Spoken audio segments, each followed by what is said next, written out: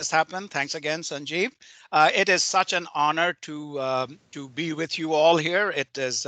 Thank you very much. It's been we've presented this paper quite a few times over the last few weeks, and what is well, that is the point of seminars, is how much the paper has improved as a result of all the very, very thoughtful comments we have received.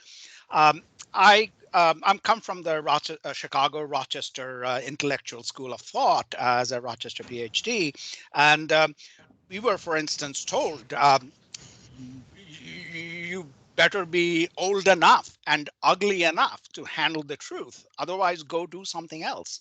So, I really would appreciate your comments. The harsher, the better.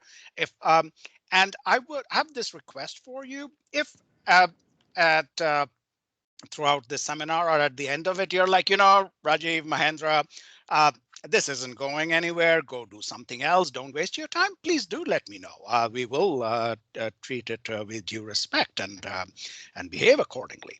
But big if you think there is potential in this body of work, and if you could kindly put the hat on as to what would potentially be a good home for this paper in a journal that you can think of. If you wouldn't mind using that lens and um, either during the seminar or later on via email, Jivis and Sanjeev have my email address. If you could let Mahendra or me know, we would be extremely grateful.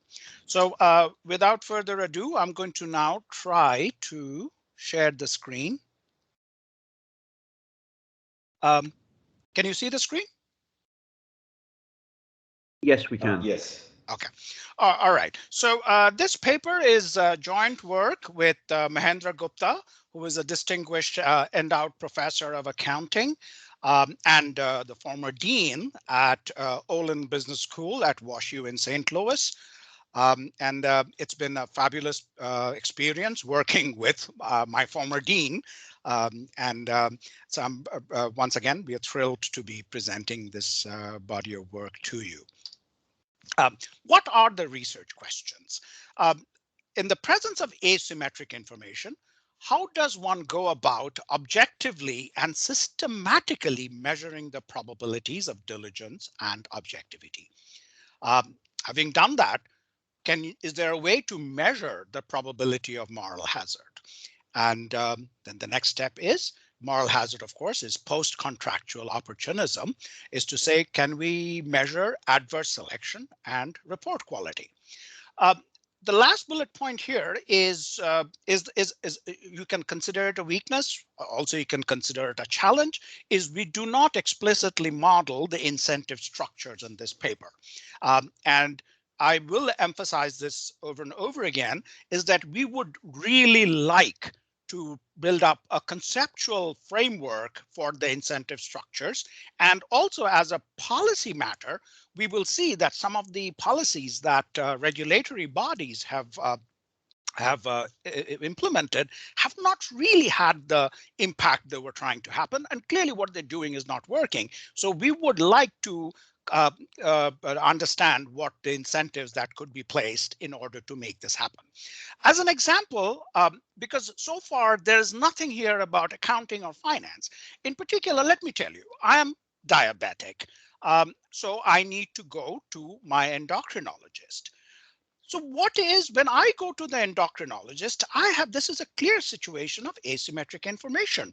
There is information that I have that she doesn't have. For instance, have I been exercising regularly? Have I been eating lots of sugar? Have I been drinking alcohol? These are information that I am privy to, but she does not. So now, what does she, on the other hand, there is, because of her expertise and because of her knowledge, she is privy to potentially information about this situation that I am not privy to. What does she do? So the diligence would be, for instance, for her to say, I need you to take a blood test. I'm going to measure the A1C in your blood and use that as an additional information that is not something I, for instance, have access to. Lack of diligence would be, for instance, for her to simply not subject my statement about how much exercise I am doing to the skepticism. There's a filter of skepticism that is fundamental to diligence. That's the difficult concept. Objectivity is a far simpler concept. So if, for instance, her best estimate of my well-being is that I am diabetic, and instead of telling me that, she tells me or to the insurance companies, etc., yeah, you're fine. Go eat as much sugar as you want, get drunk if you want. That would not be objective. Now, in terms of the, and so in the incentive structures, one example, one often we talk about in terms of evaluating the healthcare system that we have in this country is that practitioners are compensated on treating ill health rather than keeping the patient healthy. So I'll just my brother-in-law, my sister's husband, who is an anesthesiologist, when their son, my nephew, was considering his specialization after medical school. So Moleda, my brother-in-law, told him in Bengali to become a dermatologist. And the argument that he used was rogi shareo na moreo na, as in translated, the patient doesn't get better, the patient doesn't die either. So you have a constant stream of revenues from the patient. So that's the kind of incentive structure we have. And if we want to affect the changes that we want, we will need to address the incentive structure, which is, once again, as I said, is something that we don't do in this paper, but we would like to going forward. Yeah. I have a quick question for you, Rajiv. Yes. You don't explicitly model the incentives, but by focusing on diligence and objectivity, those two things, aren't you sort of implicitly saying that it's the shirking behavior sort of is what diligence is sort of getting at, and that objectivity is getting at the idea that moral hazard creates an incentive for somebody to bias a report in a certain way. So I guess that's the only question the only question that I have is that you're sort of implicitly sort of saying what the specific incentives are that diligence and objectivity are supposed to be addressing, correct? Yes, Jivis, in fact, if you don't mind, I would love to catch up with you either later in the seminar or maybe over the weekend. It's exactly right. We are setting up what are the desiderata of a good policy prescription. We want the analysts to, for instance, do diligence. We want the analysts to be objective. In fact, there is a lot of consensus among regulators that those are the appropriate behaviors to. But so we completely understand that. The problem is, how do we make it happen? It's easy to, you'll see Bill later on talk about some of this legalistic, compliance-oriented box checking approach that, for instance, FINRA has taken. You become an analyst. The analyst firm is required to put you through 3 days of training when they tell you exactly what you're supposed to do. And you sign at the end saying that you've done it. In universities, how many, PowerPoint presentations are you forced to take about, that's the legalistic viewpoint. Okay, professors should not sexually harass their students. So instead of actually making it happen, they'll put a PowerPoint presentation and you have to check it. But what actually makes it happen? Those are the questions that we would love to get some insight into. Now, in this particular paper, we are presenting it in a finance and accounting seminar, is we apply our framework. So, as I said, so far, our framework is applicable to any situation of asymmetric information. But in this paper, particularly because we have the data and because Mahendra is an accounting professor, I'm a financial economist. And so we apply our framework to analyst forecasts about studied firm as a function of publicly available information and use and processing of non-public information. In particular, what makes our empirics work is when the studied firm provides guidance to the market as well. And then we are going to get like how are these variables impacted by important capital market events. Now, for just abbreviation purposes, because we will see, we'll index our studied firm by I and the analyst combination by J, all our results are at that IJ level. We have actually no good way of separating out the analyst and the analyst firm. So that's what RJ represents, that combination, just so that it's such a large word and we don't want to keep using it. So whenever I say analyst, please take that to mean analyst firm combination. We use a lot of Bayesian statistics in this paper, and the Bayesian posterior probability, as in conditional on data, we will refer to that as the empirical probability. Okay, diligence. Going back to the example I was using, diligence requires analyzing and acquiring information specific to the studied firm, even potentially information that is not available to the studied firm itself. Wherein, in the absence of diligence, analysts would rely strictly on publicly available information. Now, here's where the endocrinologist, my diabetes doctor's analogy is a bit different, but it would be in the absence of diligence, she could just say, okay, you say you've been exercising every day. Okay, I'll take that as a statement of fact without the skeptical filter. So that's the distinction between the diligence and the non-diligence model, and which is what we set up here. And then we use the Bayesian approach to calculating the empirical probability of diligence using Hausman specification test in the context of selecting between models. So yes, Rajiv, I'm sorry, if you can go back one slide. So the idea then is that like the diligence it takes to consume all of the public information is like the y-intercept, basically, right? Because you're basically, because that's not in the model, right? So you're saying that it's you're really only measuring diligence above that, because that's not zero diligence, right? Like the effort to consume all publicly available information is not zero diligence, right? So it's just that you're, and I don't know anywhere near enough about the mathematics to understand how that might affect, or whether it would even affect any of the results. But I guess that was the other question that I had, was that it's not like zero diligence, right? Like all publicly available information, that I don't know, it would require a lot of diligence on my part to consume all publicly available information. Right. And this is, and Jivas, you will see, we will we explicitly incorporate public information into our definition of diligence. And this is, it's a profession you're in. If you're not incorporating all public information, that's a basic competence issue. Then, if your information is not at least as good as public information, you're probably in the wrong profession. So, so yes, our non-diligence model, I agree with you. But that's kind of the benchmark issue, and that is an assumption we make about basic competence, that a market player's information is at least as good as public information. Now, I mean, I come from a hardcore math econ background, and in the paper, we take a lot of effort to make sure that the probability theory is well thought through. We make a significant distinction between market information and public information. Public information is information that is available to the public, and everybody knows that everybody knows.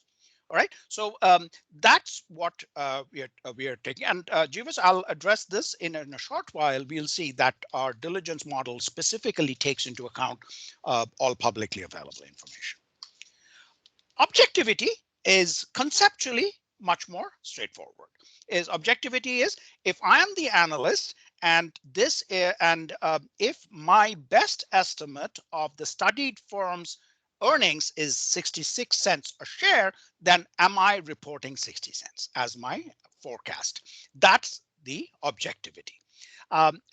So then the comparison of the objectivity model versus the non-objectivity model in a Bayesian framework provides us this empirical probability of objectivity using the Wald test of non-zero coefficients. Once we have diligence and objectivity, Moral hazard follows through. Moral, because it is low diligence and low objectivity, is moral hazard. And because of our, we make some independence assumptions. In that case, the probability of moral hazard is 1 minus the product of the probabilities of diligence and objectivity. If you, for instance, there was one person who mentioned last night at the seminar at Macquarie that this independence is, I mean, there are some issues with it. Yes, that's absolutely fine, in which case we are not able to measure the moral hazard probability, but we do still have the ability to measure the probabilities of diligence and objectivity. Okay. Now, I'm going to throw out this assumption here that true earnings in quarter T are revealed by the studied firm correctly as announced earnings at the beginning of quarter T plus 1. That's an assumption. Here's the, yes.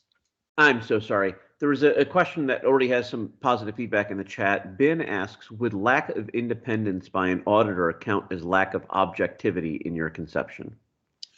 Lack of independence, you would break it up into, in our case, we take it into two pieces. Lack of independence, one is the auditor, for instance, putting in the effort to try to get to the actual earnings? That's the diligence aspect. Now, having done that diligence, or having not done the diligence, whatever their best estimate is the auditor reporting that. That is the objectivity. So independence actually breaks up into two dimensions, and we address them. We address them both here. But I think the two. I'm sorry, I'm Vin here. Hi, Vin.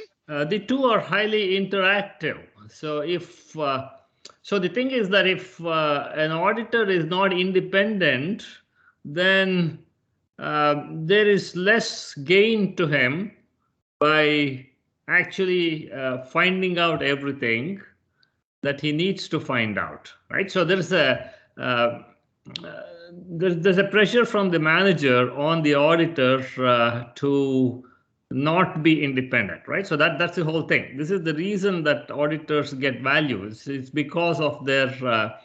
There are two aspects to audit quality. One is actually finding out if there is any accounting failure, and the second is the probability that if there is a failure and the auditor finds it out, still not reporting it. So they might report it to the manager, and so they might actually negotiate with the manager, but they may not report it publicly. So this is what happens. So the second one is generally called the lack of independence. The first one is considered competence, as you pointed out in a different context. So I know that you're not dealing with auditors, but I work in the audit field, and so I just wanted to find out where your objectivity and diligence fit in the audit framework. That was the reason for my question. Okay, Ben, let me kind of then go back to you see the as I was mentioned, I should have actually spelled it out here. Thank you very much. Is and you know if those two dimensions are, for instance, not independent, then we will have to restrict ourselves to saying this is the probability of objectivity and this is the probability of diligence from the particular data. In order to get to what you are discussing, the entire spectrum of auditor behavior, then the probability of moral hazard is no longer this nice little 1 minus product. You're absolutely right. Now, you know, our focus is not on audit quality, but our model is perfectly applicable to that situation as well. So if you don't mind, I will get in touch with you, and if we don't mind talking a little bit offline, I'd be very grateful. Sure, yeah, no problem. Thank you very much. Yeah, please go ahead. All right. So now this fits in with what you were just mentioning. So if this is an assumption that and I've not made it yet.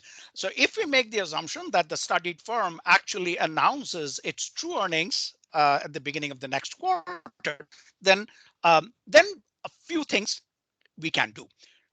First is, I need to emphasize what we have done so far, what I mentioned earlier, the probability of diligence, the probability of objectivity, and the probability of moral hazard. We can measure those without making this particular assumption of true earnings being revealed. If we do make that assumption, then A, we can measure ex post accuracy. And then if you regress the ex post accuracy and the probability of moral hazard, controlling for everything, then whatever is remaining is a negative function of the residual. So we can actually tease out pre-contractual opportunism, adverse selection. And, my wife used to work as an analyst, and they often would, because analysts tend to specialize. And so our, as I mentioned earlier, IJ, so it is the J analyst is about studied firm I. So adverse selection about competence is very much at the fit level. So it's general, as in how good an analyst is in general, and also about how good an analyst is in the context of that particular firm or a particular industry, for instance. So, so the competence, which is the low adverse selection, which is a bit different from diligence and objectivity. Competence is pre-contractual, and competence and diligence together determine the quality of the analyst forecast. And once again, if you want to then talk about it in the context of auditor reports, then competence, which is pre-contractual, diligence, which is post-contractual, determine the quality of your of the auditor report, for instance. And that's something we have taken from the from the accounting literature. And in addition to quality, we obviously have the objectivity issue. So we will measure quality and objectivity separately as well. Okay, methodology, the lit review. First, as there is this huge and sophisticated literature on asymmetric information, especially moral hazard and adverse selection in the context of information economics, which is what my academic background is. So for instance, we presented this paper to Simon Grant last week, and my former colleague, Pete Kyle, and my former dissertation supervisor, Glenn McDonald, and of course, the Nobel Prize winners, Bob Aumann and George Akerlof, Akerlof's famous Market for Lemons, going back all the way to Friedman and Savage. There is an incredibly vast and wonderful literature on asymmetric information. We do not think of our paper as contributing to that field, but making sure that our literature, our paper is firmly anchored in this particular methodological field. The second bullet point is somewhat unfamiliar in finance, accounting, or economics. Econometricians don't spend any time on figuring out the relationship between the frequentist concept of p-value and the Bayesian posterior probability of a hypothesis. So in particular, this entire literature that you're looking at is in statistics, a lot of it in mathematical statistics, and biostatistics, even in medicine journals, because that's where they have a lot of emphasis on this. Once again, we do not perceive our paper as contributing to that field, but we do rely upon this literature to make the relationship between the empirical probability and p-value. So role of accounting reports in informing financial markets. We had the incredible honor of presenting this paper. Well, the legendary Phil Brown himself very actively participated, which was just absolutely fantastic. Ray Ball, I have served as Ray's research assistant. I've been his co-author, I dare say a friend. And it's wonderful. And in my other research, as well as in my consulting work, I rely upon this literature, especially in the context of event studies, a lot. So that's where we pay due homage to this particular subfield. The second set of bullet points that is directly, we address that very directly in our paper. We actually ask the questions. We spend a lot of time on the various regulations, particularly by the SEC and FINRA in the US, and we investigate how all these measures of diligence, objectivity, etc., have been impacted by all the regulations. So, Hi, Rajiv. yes. I'm sorry. There's another question in the comments chat from Ankit Kapoor. Ankit says, so for example, credit rating agencies regulation FD allowed them to have private information, but after Dodd-Frank Act, but SEC Rule 17 CFR removes the privilege of CRAs to have selectively disclosed private information. Pardon. So in your model, if a rating agency by law is not allowed to have selective private information, would their diligence be low? Not necessarily. Now, thanks, Ankit, for that. We actually, that is something we would really like to focus on. Our model, specifically this asymmetric information model, is quite applicable to CRAs. And given what we have known about the role of CRAs in the great financial crisis, it would be something we would, we unfortunately don't have the data, and you'll see later on, and that is one of the avenues of future research that we would really very much like to focus on. Reg FD is indeed one of the important capital market events whose impact we investigate in this paper. Now, the selective disclosure, one of the things that we will see in this paper is diligence as to whether you are indeed going about doing, looking at non-public information, doing all of that stuff.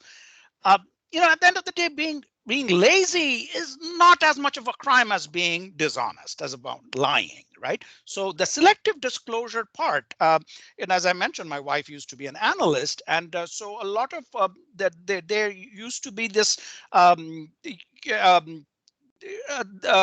firms would often provide their information to their favorite analysts a few days before they were publicly announced in analyst phone calls.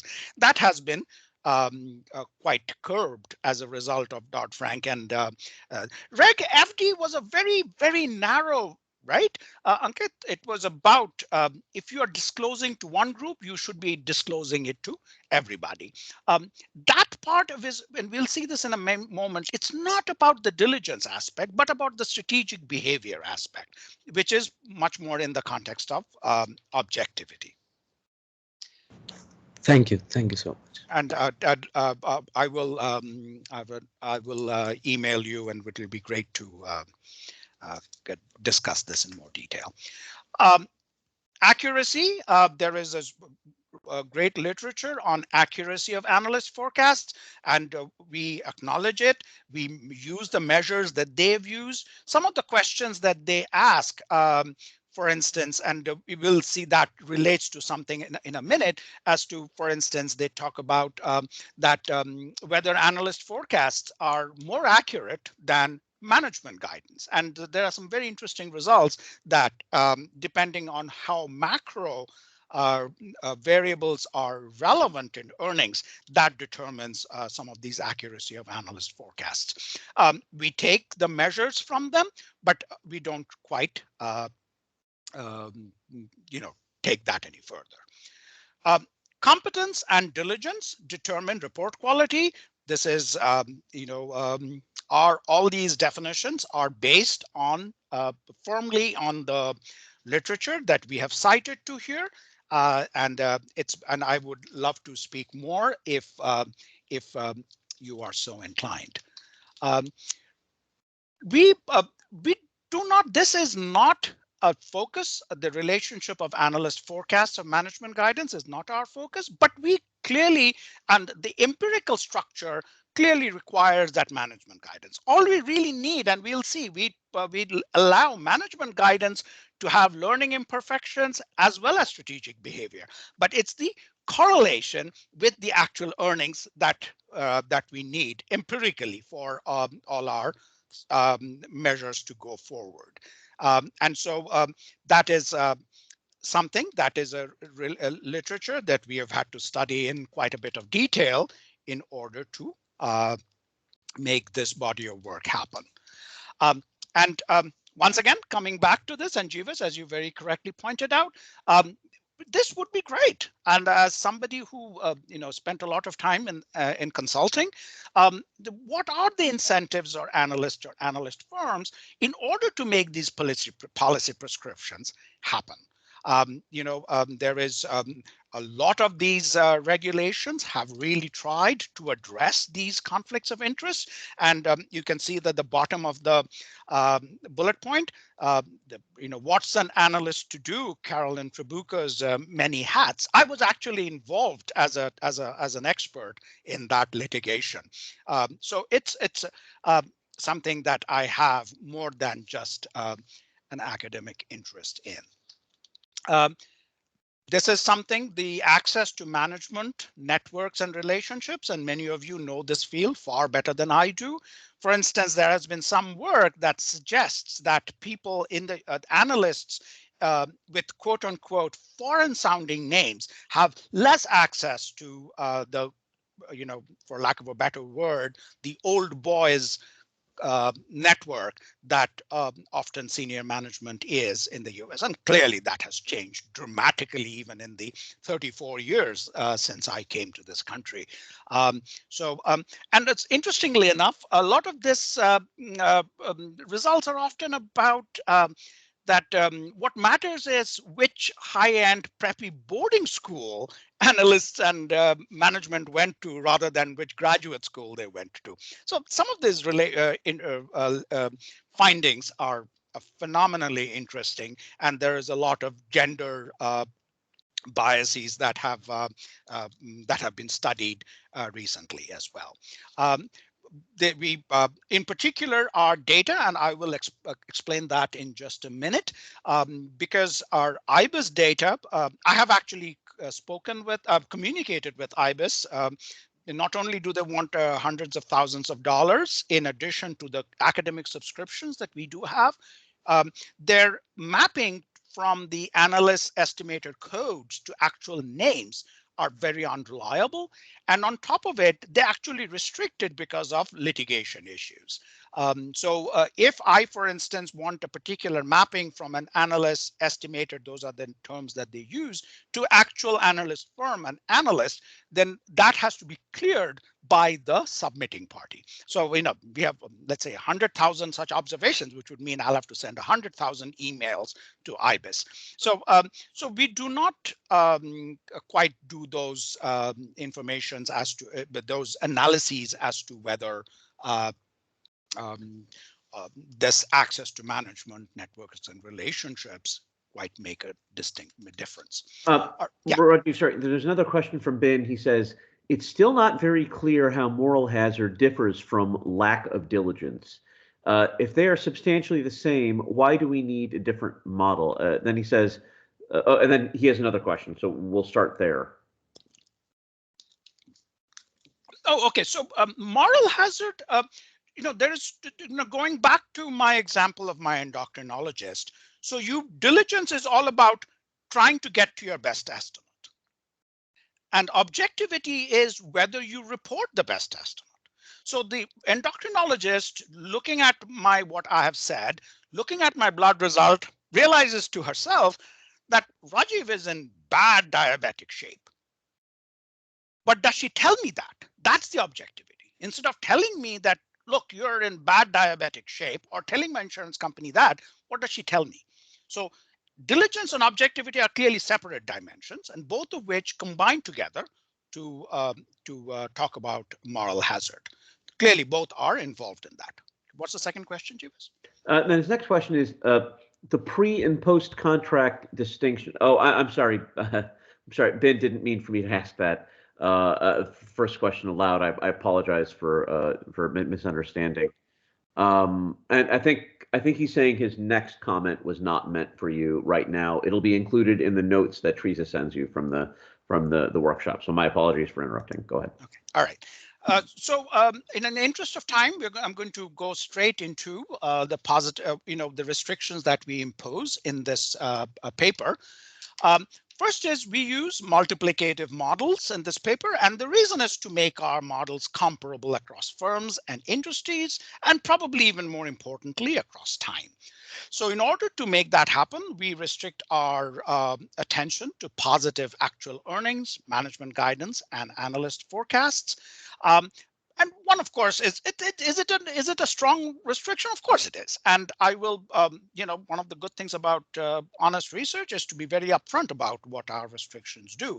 So I will provide detailed summary statistics later on how much these restrictions actually are binding. But that's the nature. And one thing, of course, to keep in mind that is a firm cannot indefinitely go on with non-positive earnings. So that's the idea. All right. All right. Sorry. The information conditions are we do not make any a priori assumptions about the richness of the information available to the analyst compared to the richness of the information available to the studied firm. So Mahendra, he would often use this example. So let's say there is an analyst who is studying Walmart. A good analyst would, for instance, go to the parking lot of Target and look at the amount of activity in the parking lot. So that's information that the analyst who is studying Walmart has about the demand or the competitive structure of Walmart that Walmart itself may not have. Our model is general enough to incorporate the fact that the information richness can be different in either direction. And earlier when we were talking about a basic competence, and yes, I take your point, but we're saying that studied firms information about itself is at least as rich as public information. Can be different from public information, but it's at least as rich. Similarly, if Goldman Sachs is analyzing AT&T, the Goldman Sachs analyst at AT&T should know at least about AT&T what the public knows. If you don't know that, then you should be doing something else. That's the basic competence that we talked about. We also make the relatively innocuous assumption that there is no memory loss. Now, the quasi-rational economists, the behavioral economists might quarrel with that assumption, but that's one we do need to make that assumption in order to make the empirics happen.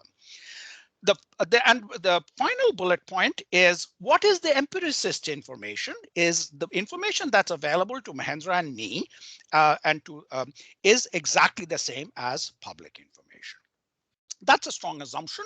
And as I said, I come from a mathematical economics background, and we look at the probability theory very in a detailed way in the appendix, and we make the distinction between public information and market information. Public information in particular is everyone knows, and everyone knows that everyone knows. And this is a restriction, and one of the things that we strongly encourage other researchers to do is to use different public information variables. For instance, we list them all out in our paper from the literature. And but one thing that we caution that our methodology is very empirically demanding, as it is with the public information variables that we have used. For every single at the IJ level measure, we need 8 quarters, 2 years of data. Every additional public information variable you add to the picture, you will need 1 additional quarter of data in order to measure that. But that is something that we leave open as to be done later. This is the timeline, and we use the standard econometric terminology notation that anything that has a star on it means it's not publicly available and is never available to the empiricist as well. So that Aleph, IT star, right at the top, the Hebrew letter, that denotes the actual earning of firm I in quarter T star, which means it's never actually observable to the public or to the empiricist. Then GIT star, left arrow. Left arrow is about learning and analysis. So double arrow is what is disclosed. So in particular, GIT star left arrow is firm I's its own best estimate of its actual earnings. It could be exactly the same, but we are allowing the possibility that there is learning imperfection by that GIT star left arrow. But in the next column, you see GIT double arrow. This is the guidance that the firm discloses to the market. So you can already see that from Aleph IT star to GIT star left arrow is the learning imperfection. From GIT star left arrow to GIT double arrow is the strategic component of firm's guidance. Having observed that phi IJT star left arrow is analyst J's best estimate of studied firm I's actual earnings in quarter T. We never get to observe it. That is a function of looking at all the data and of the learning imperfection that analyst J goes through in order to come up with its best estimate of firm I's actual earnings. That is never disclosed. The next column you see is the phi IJT double arrow. That is the analyst's forecast. That is the analyst, phi IJT star left arrow is its best estimate. What it actually forecasts is a function of that plus the strategic component. So phi IJT double arrow is the actual forecast that the analyst provides about studied firm I's earnings in quarter T.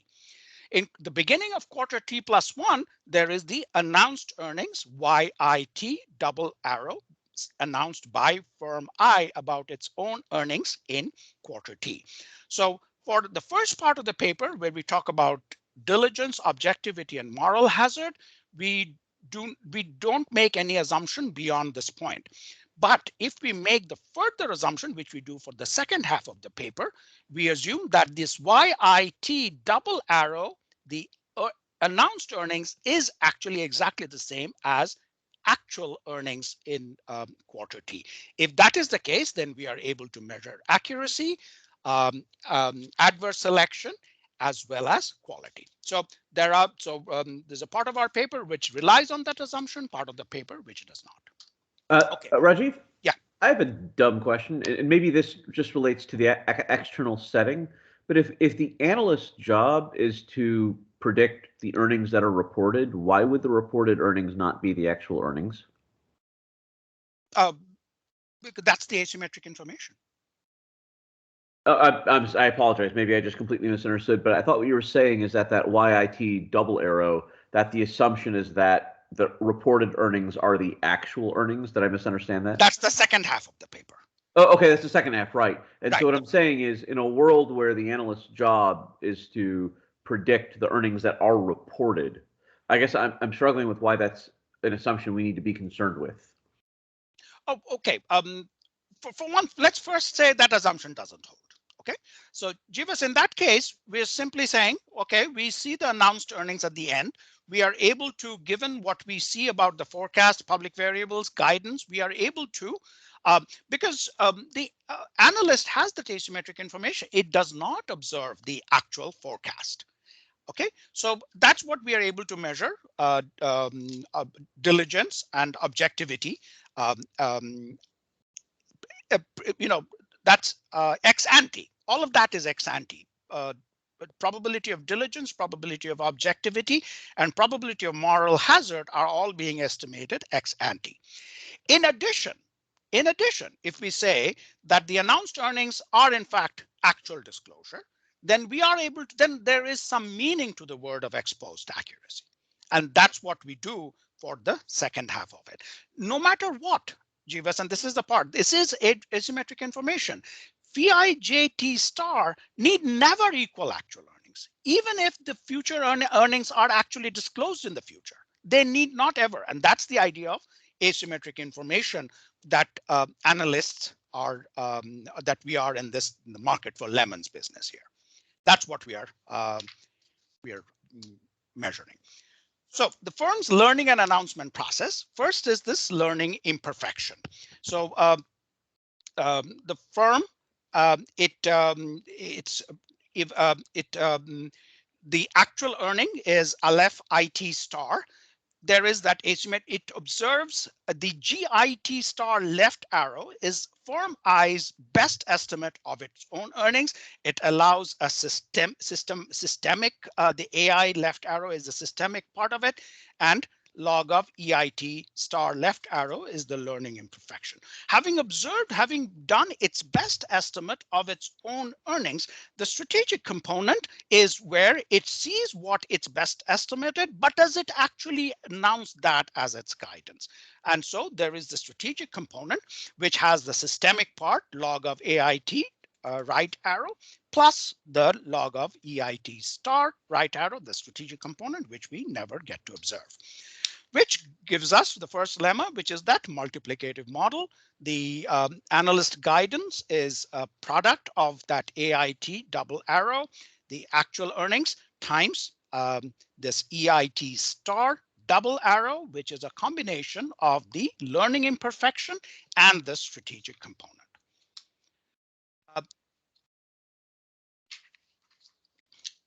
So diligence and non-diligence by analyst. So you look at these two equations. Under diligence, the firm the firm has its true earnings, Aleph IT star. The analyst learns the true earnings, but with that learning imperfection, log of epsilon IJT star left arrow. Under non-diligence, however, the same equation, instead of, you can see here, instead of Aleph IT star actual earnings, all it does is look at the best public estimate of that. So that is the difference between diligence and non-diligence. In under diligence, the analyst learns the true earnings, albeit with imperfection, but under non-diligence, it doesn't even do that. It simply looks at the best estimate of earnings, also with that learning imperfection.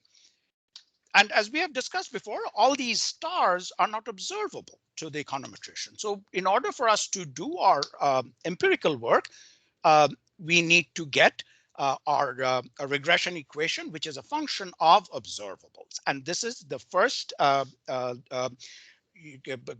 look at our regression equation, which, as you can see, the left-hand side, the regressor is the log of the analyst J's forecast about studied firm I as a function of the log of GIT. This is the management guidance adjusted for the systemic over guidance, under guidance parameter that we discussed in the previous slide. Plus, and Jivas, as we were discussing earlier, this here, you can see pi IT is the public information that is available to the analyst at that point, and also a function of delta IJT, which is the number of days between management guidance and analyst forecast. Plus this residual term, which, as you can see, it's a combination of the learning imperfection by the studied firm, strategic component of studied firm, learning imperfection by analyst, and strategic component of analyst. So it's a combination of all that gives us our regression equation for diligence, which then brings us to the null hypothesis of non-diligence. And I take your point, Jivas, about, well, I mean, is it non-diligence, even if the fact that you are using and collecting public information, that is some diligence, yes, but that's our basic competence that we have assumed, that under non-diligence, the analyst simply relies upon the best public estimate, the log of log of Aleph IT star hat as a variable, as a regressand. However, under diligence, it's exactly the same thing. The only difference is under diligence, the covariance of this log of Aleph IT star with the residual term is non-zero, whereas under diligence, it is 0. So, so therefore then, null hypothesis of non-diligence and the alternate hypothesis of diligence differ only in that whether the covariance of the residual with management earnings guidance adjusted for systemic factors is 0 or non-zero, which then brings us to one of the best results in my mind in econometrics, is that under the null hypothesis, therefore, of non-diligence, ordinary least squares and two-stage least squares are both consistent, but ordinary least squares is efficient. Whereas under the alternate hypothesis of diligence, ordinary least squares is no longer consistent, whereas two-stage least squares is consistent, which then brings us immediately to the Hausman specification test. One of the, it's still so good after even 4 decades, which basically says under exactly those conditions, you can use the Hausman statistic, which you can see that expression over there. It has a very nice chi-square distribution, and which allows us, therefore, to use the Hausman specification test to select between the non-diligence model and the diligence model. So therefore, the empirical, which is just the Bayesian posterior probability of diligence by analyst firm J about studied firm, is asymptotically equal to 1 minus the p-value. For objectivity, that is, as we have discussed, that's actually far more straightforward. We get the predicted log of phi ijt star left arrow, which is the analyst's best estimate of firm I's actual earnings. Once again, does not have to be actual earnings, it's best estimate. And the difference between what it forecasts and what that predicted its best estimate is, that gives you this particular equation, which then which is objectivity is far simpler to conceptualize as well as to empirically estimate, is that under the null hypothesis, this distinction is purely a function of the residual, whereas under non-objectivity, it is the coefficients alpha ijt right arrow, gamma ijt right arrow, eta ijt arrow, those are potentially non-zero. However, it's not a simply using the residuals from the previous regression, for the simple reason that these covariances of the residual term are non-zero with the publicly available information pi ijt, and also with the delta ijt term. So those are, because those covariances are non-zero, we cannot directly use the F test. What we can do, however, is use the Wald test, and again, using the Bayesian statistics literature, we are able to show that the probability, the empirical ex post Bayesian posterior probability of objectivity is asymptotically equal to that p-value of based on the observed data X of the null hypothesis of objectivity and the alternate hypothesis of non-objectivity. So far, we have not imposed the condition that the diligence and objectivity are indeed independent. But if we do impose that condition, then we get some very nice results. So first of all, the moral hazard is simply low diligence and low objectivity. So in principle, therefore, the empirical probability of moral hazard is 1 minus the probability of diligence and objectivity. So far, no independence assumptions needed, which if we impose the independence conditions, then we are actually able to measure it, because it is 1 minus the probability of diligence times the probability of objectivity. And from the previous results, that asymptotically equals a function of the p-values of the Hausman specification test and the p-value of the Wald test.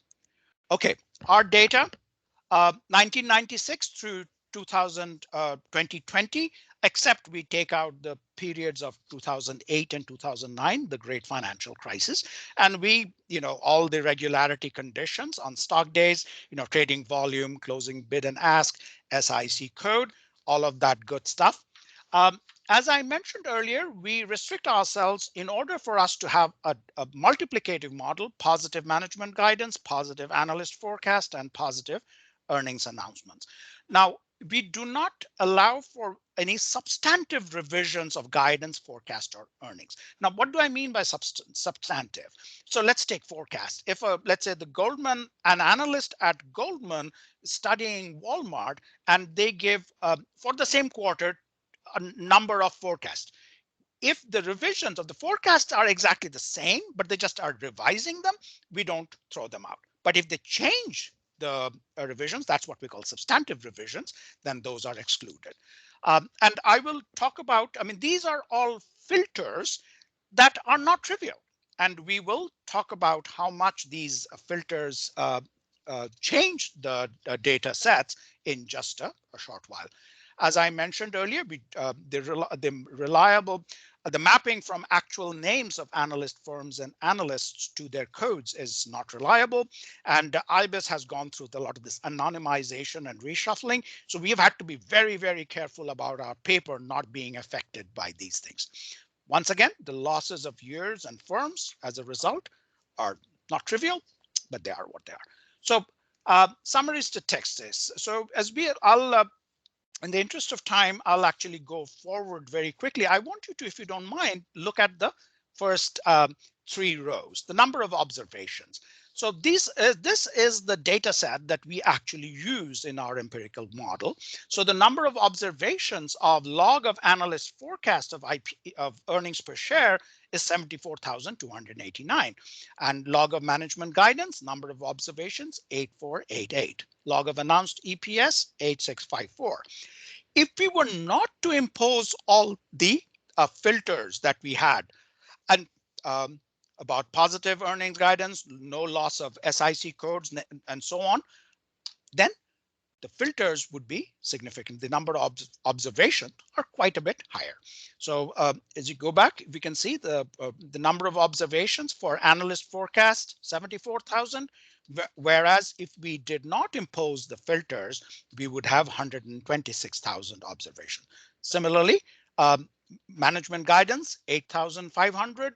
Whereas if we did not have those filters, it would be 11,000. So clearly we are losing some observations, but otherwise we would not be able to do our analysis. Okay, so far we have not made any assumption that the announced earnings at the beginning of the next quarter are in fact true disclosure. We have not made, so in particular, the probability of diligence, probability of objectivity, probability of moral hazard does not need that assumption. For the rest of the paper, let's say we make that assumption that the earnings disclosure at the beginning of the next quarter is in fact equal to the actual earnings of firm I in quarter T. If we do, then first of all, we get the actual we can measure the ex post normalized accuracy, and that's just following the things that we have done in the literature. This is just a functional form measuring the ex post accuracy. First thing, that it's a sniff test that we need. How is accuracy a function of moral hazard? So we find it is negatively associated with moral hazard. So if an analyst does less moral hazard, then accuracy, it'll be higher. This relationship is not particularly significant, which doesn't matter. The fact that it is negatively associated is a sniff test that our analyses do. Once we have that sniff test, we can talk about pre-contractual opportunism. How is that? So we see that ex post accuracy, we regress it on moral hazard, we then control for all relevant variables. What is remaining? What is remaining has to be a decreasing function of the residual. So that is this particular measure of adverse selection would not be available to us if we had not made that assumption of disclosure earlier. So we are able to tease this out. And we define this index of adverse selection. We impose a particular functional form. Our results are really not particularly dependent on the particular functional form. They're quite robust. And the important thing is that adverse selection is a decreasing function of the residual. Report quality, this is something we have taken directly from the accounting literature, that low adverse selection, pre-contractual, remember, general and specific. So it can be about fit of the analyst firm with the studied firm. That's competence. And diligence, which is low moral hazard. They determine report quality. So that gives us the index of quality as a function of 1 minus index of adverse selection times the probability of diligence. And interestingly enough, the literature distinguishes between report quality and objectivity, which objectivity is a ex ante measure, which we have done before, which brings us to the major results that we are actually most interested in.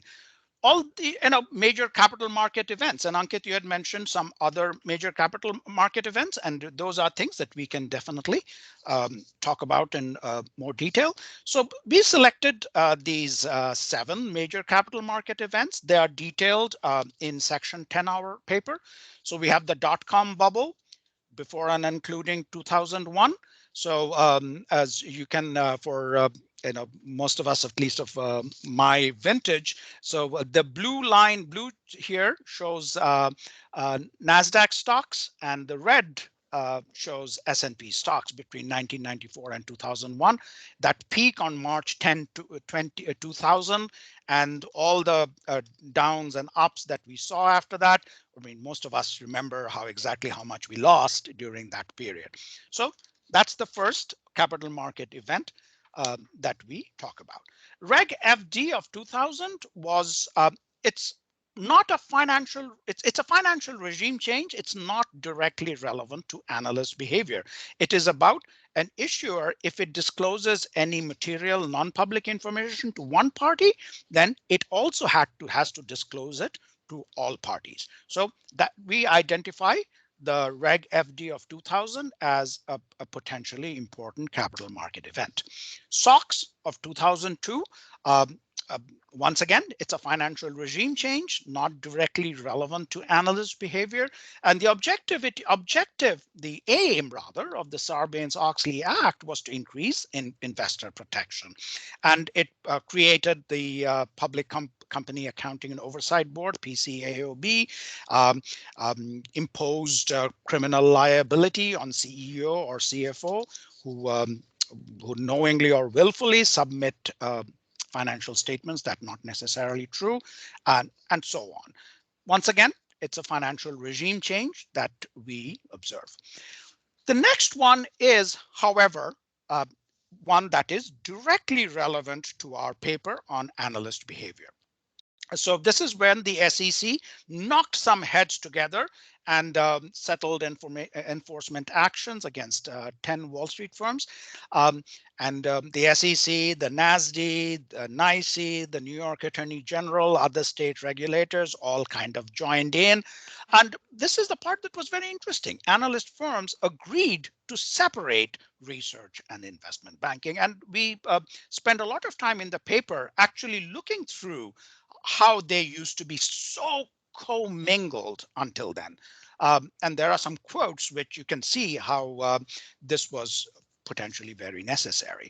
And from our perspective, it was what were the most, some of the important aspects were that all of these Wall Street firms and the individual analysts all agreed that analyst compensation will be based significantly on the quality and accuracy of the analyst research. Once again, you can see how why we spend so much time on this paper on measuring these particular relevant variables.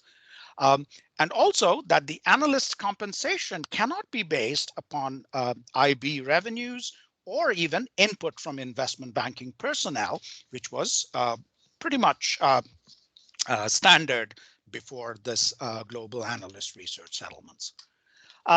Global financial crisis, need I say more? If you look at 2007 to 2011, and you can see on March 16, 2008, when Bear Stearns collapsed and was bought at $2 a share.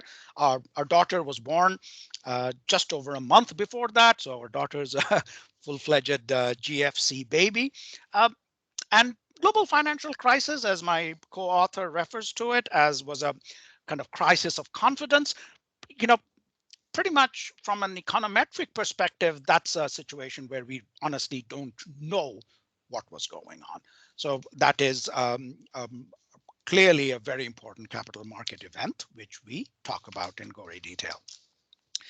Dodd-Frank Act of 2010, which was described as such, as potentially the most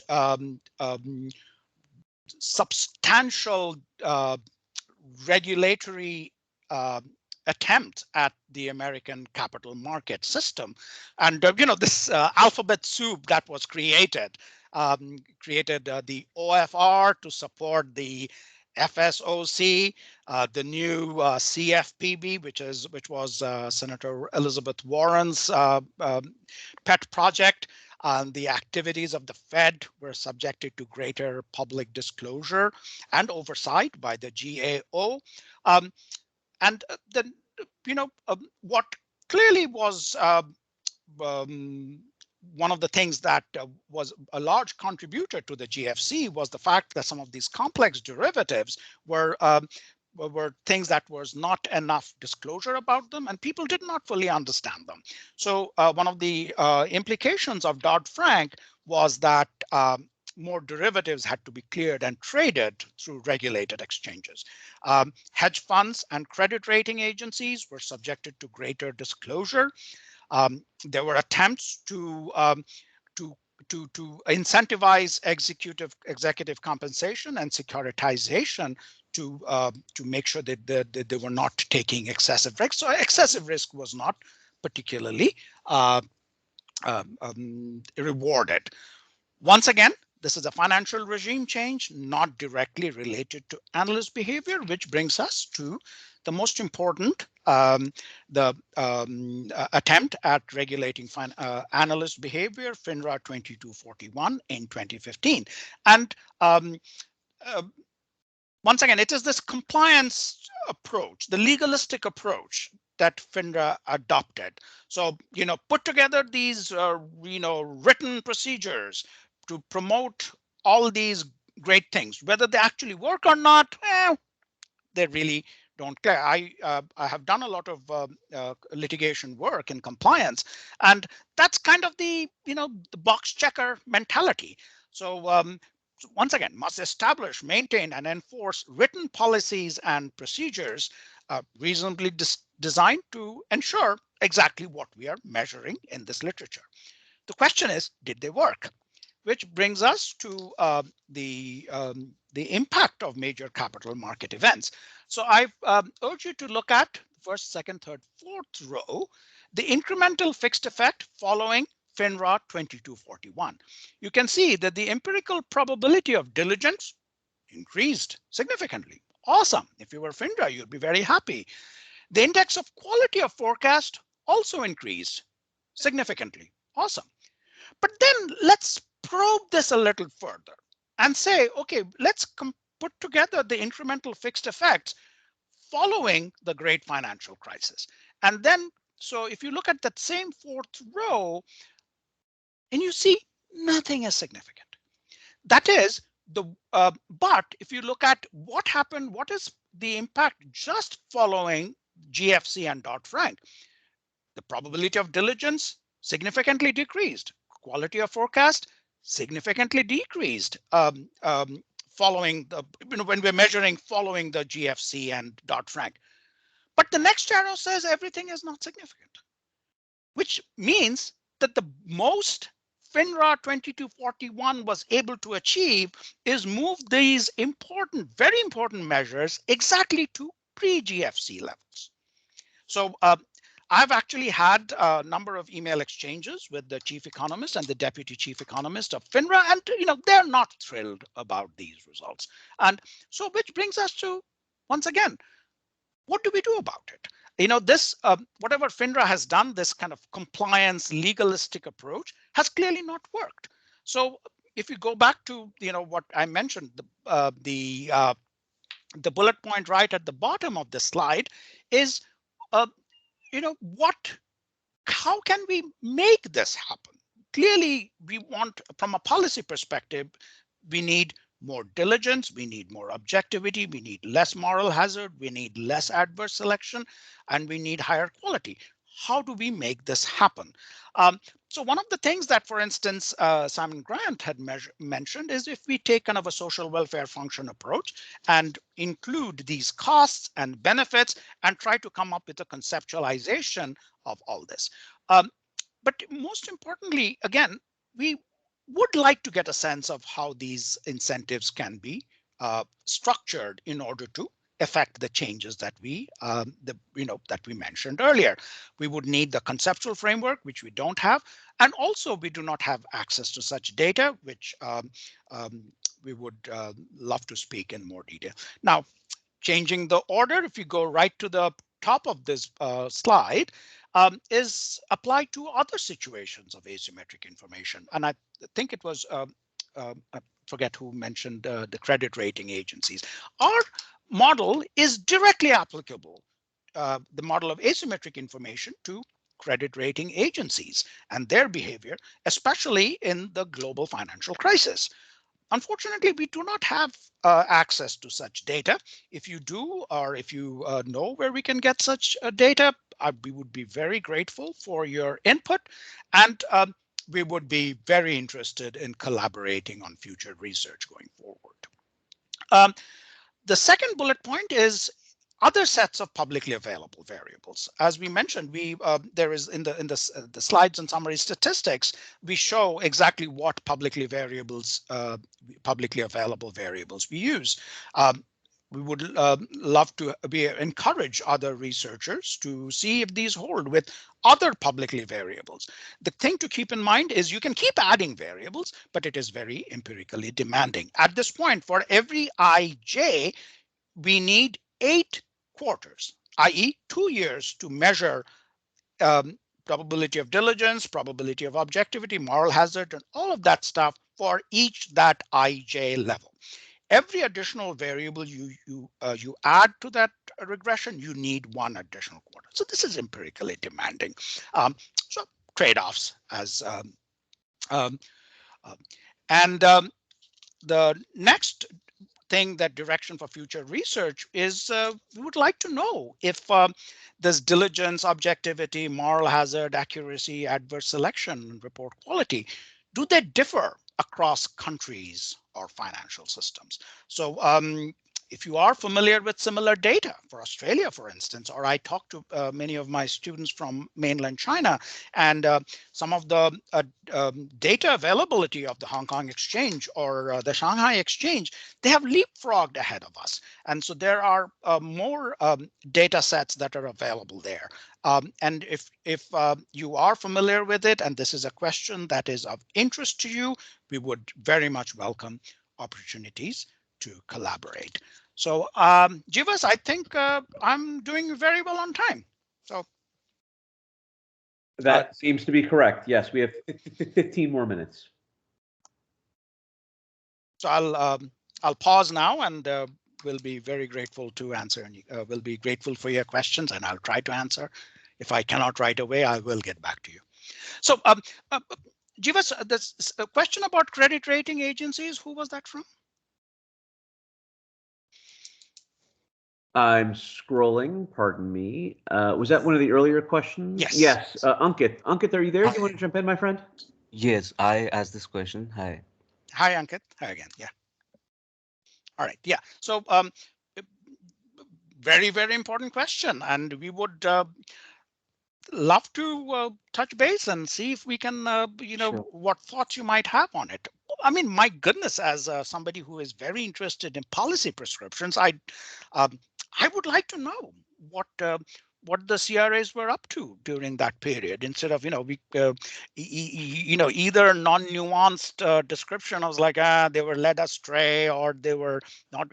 We would love to know empirically what was going on. Right. There is one author, Frank Partnoy. So I think he is one of the biggest critiques of credit rating agencies, and he has looked at how the changes in laws, they affected the role of credit rating agencies in the economy. I would recommend the literature that he contributed to. Excellent. Yeah. Thank you. I will look at them right away.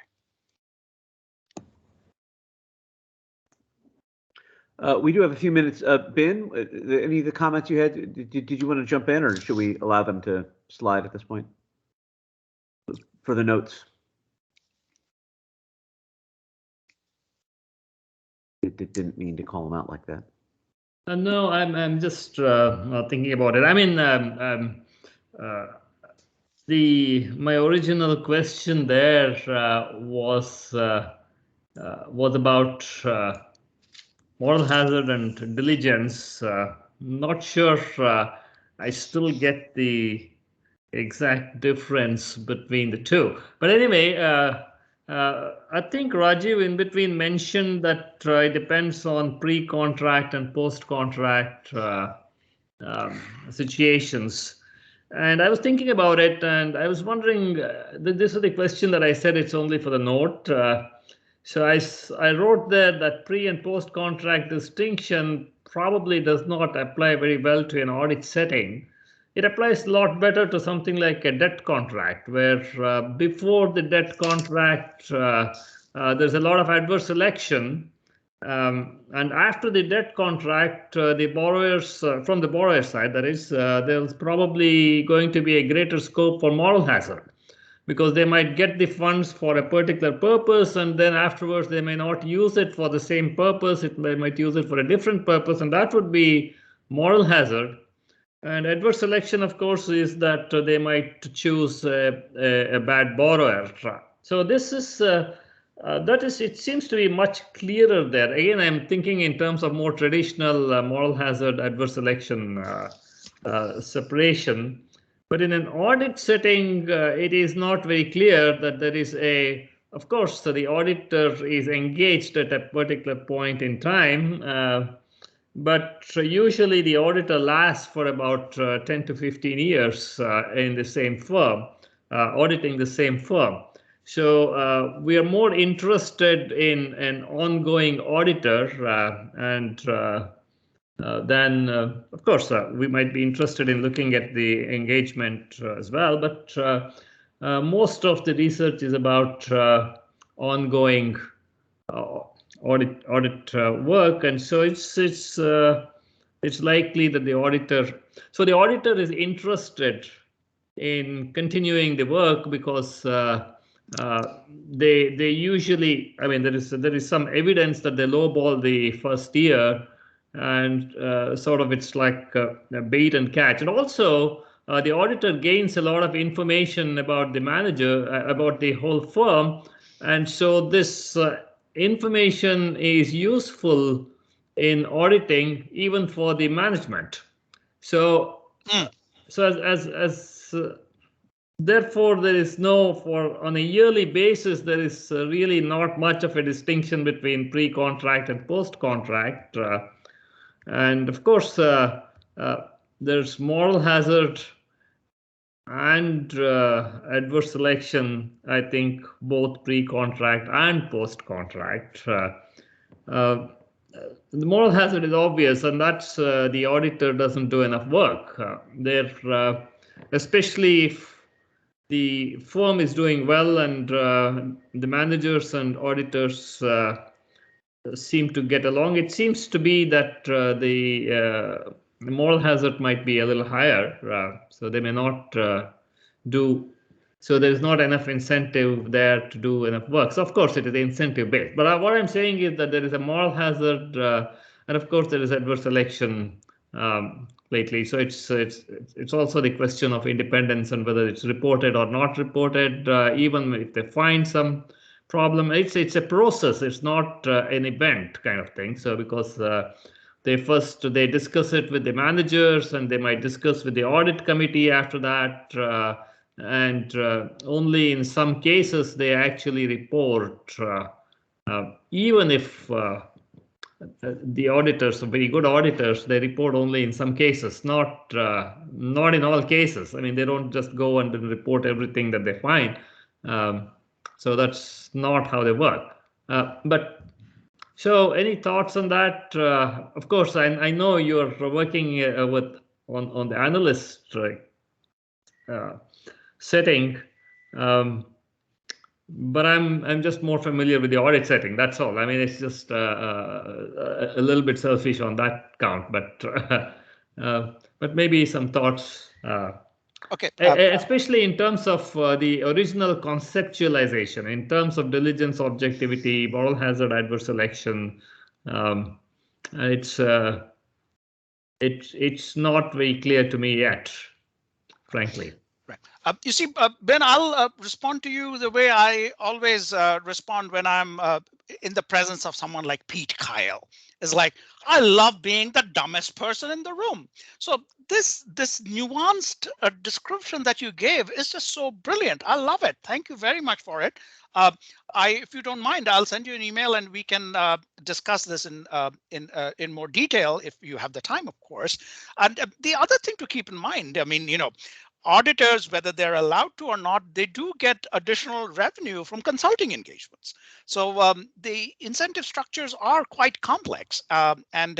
Yes, I would love to know more about it. And as you very correctly pointed out, our model is about asymmetric information, and it should directly be applicable. And obviously yours is much more nuanced, especially with the dynamic repeated game framework that you find yourself in. But it is directly applicable to the asymmetric information of the auditor-auditee relationship. In terms of the empirical aims, we need more data in order to make it happen. How we can, for instance, look at this framework in the situation that you're more familiar with, I would love to be educated. Thank you. Thank you very much.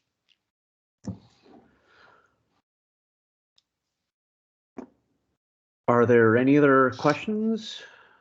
So Jeeves, before we conclude, if I can go back to the previous, my question right at the beginning of the seminar, and once again, thank you all very much for taking the time to do this and for your great comments and your questions. Is if you say, you know what, Rajiv, Mahendra, good people, but this is not going anywhere. That's what you feel. We are grown-ups. We can handle the truth. I'd really love it if you could tell us that, and that's fine. Because as you know, however harsh you are, reviewers will be far harsher. So so I'd rather be talked out of it now than in the future. But, and a big but, if you do think this has a future, if you wouldn't mind sharing what a good home, what journals might be interested and would be a good fit for this piece of work. So I would be very grateful for your thoughts. This is above my pay grade, but Ben, someone else want to? I'll just be frank. Most accounting journals would consider this to be too technical. So usually when I have written some analytical papers before, but even when we get analytical articles as an editor, what happens is that the reviewers tend to say, okay, focus on the implications, focus on and give actual examples and situations and things like that in the text, and put most of the maths in the appendix, and that is just supporting. And if there is an empirical component to it, which is testing, which you have, so that might actually be very useful. So it's not an issue with the paper, but it's an issue on the way that it gets presented for an accounting journal. So that may have to be considered if you're trying an accounting journal. And of course, I'm not very. I don't want to give comments on things that I don't know anything about, and so I will not talk about journals in other fields. I'm as an editor of one journal and of actually two now, but so I just want to provide an accountant's viewpoint on this.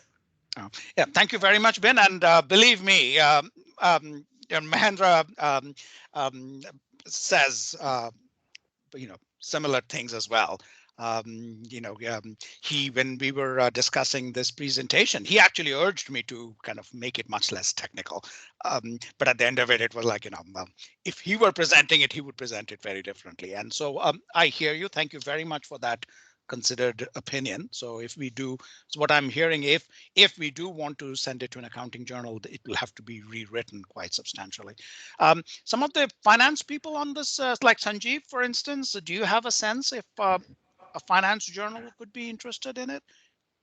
Yeah, I would tend to agree with Ben about it being quite technical. I know once in a while Journal of Finance publishes more technical papers, but the hurdle to cross to publish in Journal of Finance is so great that I would be skeptical. Right. And yeah, I don't know so much about economics journals, but I think maybe economics might be somewhat of a better fit than an accounting or a finance journal. I think it's also important as to where you want to get the exposure. You want to get the exposure to an economics audience, or you want to get exposure to an accounting audience. This is a choice that you have to make, and then you may have to write the paper. So it's a question of marketing the paper, right? So it's not producing the paper, but marketing it to the proper audience. And so you need to consider the audience and where you want it, and then you can determine how you want it done. In the chat, that's Andy my Lee. 2 cents. Oh, I'm sorry, Ben. I was just about to add that in the chat, Andy Lee, one of our PhD students, has an interesting suggestion about management science. So they have different tracks, and this might work. Right. Thanks for that, Andy. Thanks. Okay, it's 11:59. Rajiv, thank you so much for coming. And I will offline. I'll send you an email, and I'll get your mailing address. We'll send you a little token of our gratitude for you're taking your time with us today. And thank you all for being here. Obviously, we're welcome to hang out and chat. I'm going to go ahead and stop the recording now. And again, I'll provide that to you offline, Rajiv, as well. Thank you all so much.